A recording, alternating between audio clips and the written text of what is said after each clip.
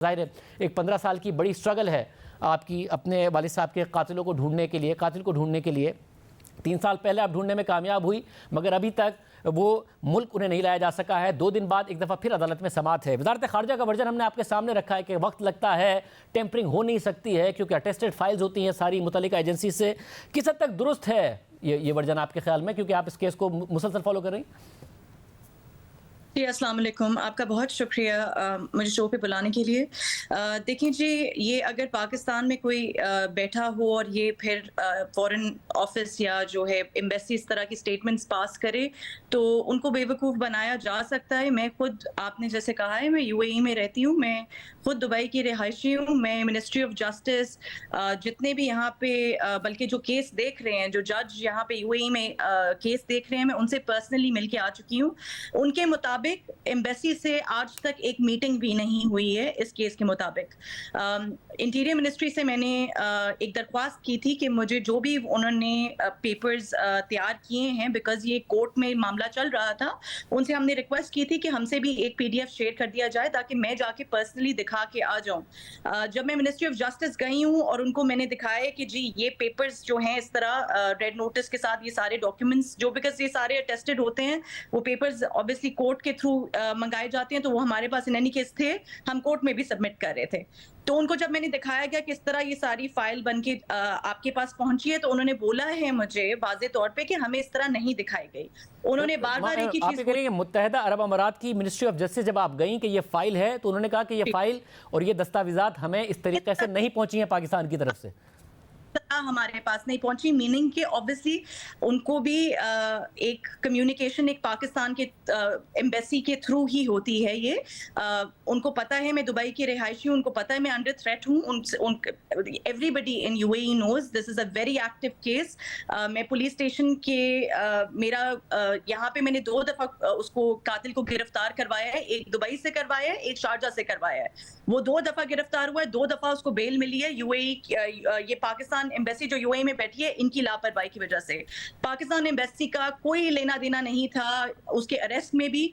जब red notice issue हुआ है, वो रेड नोटिस इंटीरियर के थ्रू मुझे नोटिफाई हुआ है कि रेड नोटिस इशू हो गया। फिर मैं जाके यहाँ पे मैंने इनके इंटरपोल के हेड ऑफिस के पास में गई हूँ, तब जाके उसी दिन सेम डे वो अरेस्ट उन्होंने मेरी वजह से करवाया है। पाकिस्तान एम्बेसी का कोई लेना देना नहीं था।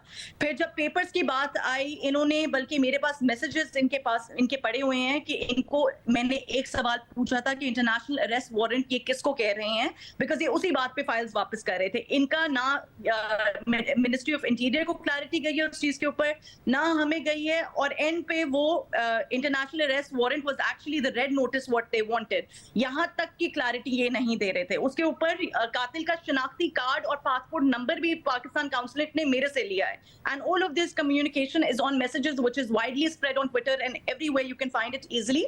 ये देखें, कहने को तो कहते हैं कि ये कोर्ट की बात मान रहे हैं, शो कॉज नोटिस इनको हो चुका है, कोर्ट इनको बोल चुकी है जॉइंट रिपोर्ट सबमिट करे इंटीरियर मिनिस्ट्री के साथ मिला के। ना इन्होंने शो कॉज का रिप्लाई किया है, ना इन्होंने जॉइंट रिपोर्ट किया है। इनके एडिशनल सेक्रेटरी को बुलाया गया था कोर्ट में, उसकी जगह एक प्रोटोकॉल ऑफिसर आता है, और मैं उस हियरिंग में मौजूद थी, और कोई ना इनको कोर्ट का डर है, ना इनको किसी और चीज का डर है।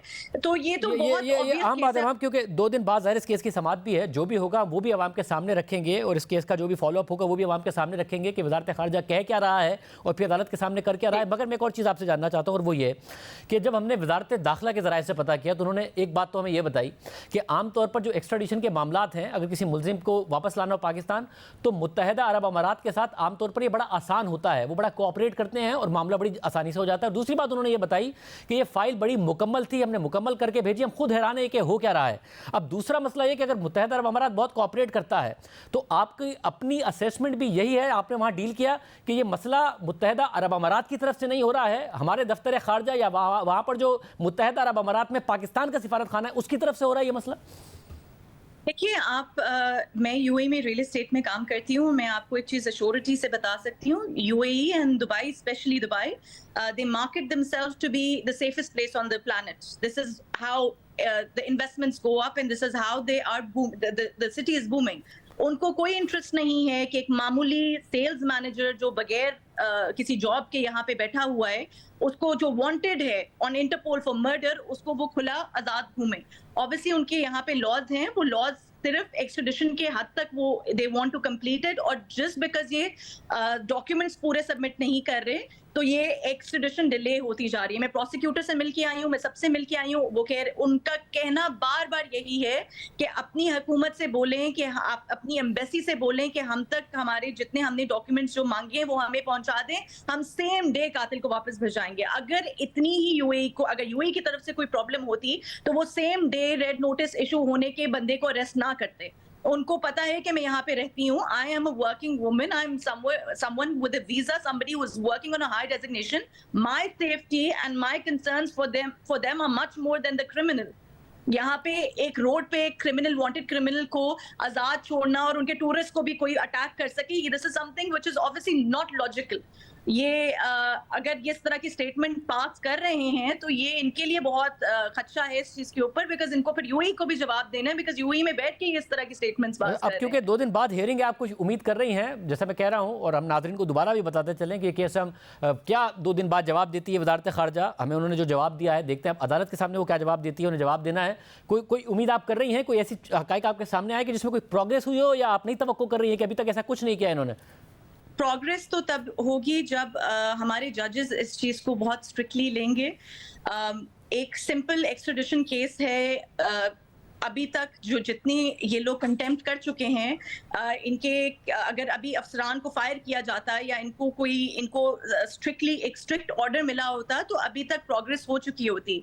मैं खुद बहुत हैरान हूँ देख के कि जिस तरह मैं दुबई से उठ के कराची गई हूँ, जहाँ पे मुझे हाई लाइफ थ्रेट्स हैं, जहाँ पे मेरे फादर को ऑन सीट 10 गोलियां मारी गई हैं। उधर कातिल का बेटा जो है, जो फरार करने में जिसने मदद की अपने बाप की, वो वहां पे बैठा हुआ है। वहां पे जितने भी मर्डर में मिले हुए लोग हैं वो वहां पे बैठे हुए हैं। उस जगह पे मुझे वापस जाना पड़ रहा है कोर्ट को एक क्लियर पिक्चर देने के लिए, और फिर भी कोर्ट के स्ट्रिक्ट ऑर्डर्स ना आना मेरे लिए एक बहुत डिफिकल्ट पोजीशन में मुझे डालता है।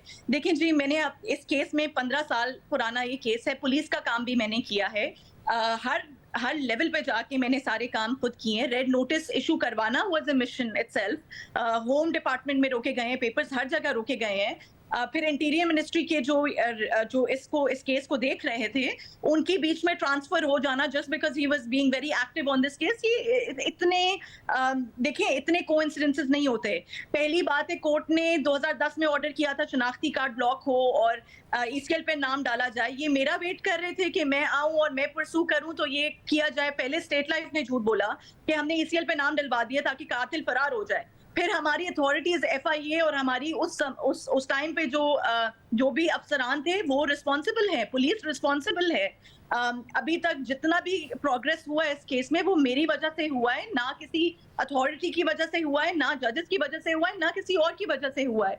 तो मुझे आप बता दें कि मैं किस दरवाजे पे खटखटाऊं और मैं वहां पे जाने के लिए तैयार हूं, लेकिन अभी तक मुझे कहीं से कोई सपोर्ट नहीं नजर आ रहा। बहुत शुक्रिया मोहम्मद, इस वाले से तफसीलात बता रही थी। 15 साल की उम्र से और 15 साल से एक लड़की अपने बाप के कातिल को पकड़वाने के लिए लड़ रही है। इस निज़ाम में पकड़वा चुकी है, बाकायदा तौर पर ट्रेस कर चुकी है। दुबई में अरेस्ट हो गया, पाकिस्तान नहीं आ पा रहा है। पाकिस्तान के अदालती निज़ाम पर, पाकिस्तान के वजारत खारजा पर, पाकिस्तान के पूरे निज़ाम पर सवालात उठते हैं। देखते हैं कि 2 दिन बाद क्या होता है, अदालत क्या हुक्म देती है, वजारत खारजा जो दावे कर रही है वो क्या कहती है। हम इस केस की तफसीलात आपके सामने रखते रहेंगे, प्रोग्राम में भी शामिल करते हैं।